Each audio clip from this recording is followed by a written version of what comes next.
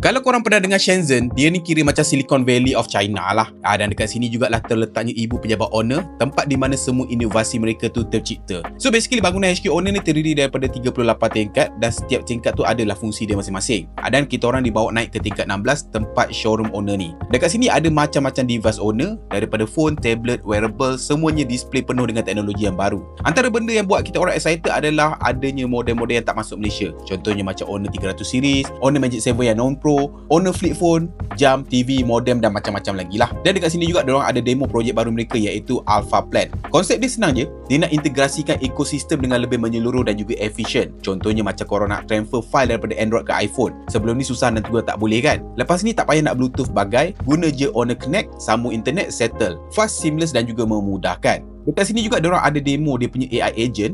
Dia ni bukan sekadar boleh jawab soalan, tapi juga boleh uruskan jadual, optimize apps, even belajar perangai penggunaan kita. Basically macam personal assistant tetapi di dalam poket korang. Kalau korang ada beberapa device owner dan korang boleh guna Honor Magic Ring ni, boleh untuk hubungkan dan juga integratekan satu sama lain, sama ada antara phone owner ke foldable owner ke laptop owner pun boleh hubungkan dengan mudah. So korang boleh transfer file antara satu sama lain. Korang nak guna mouse pada phone ataupun tablet owner, semua pun boleh. Dah settle demo bagai.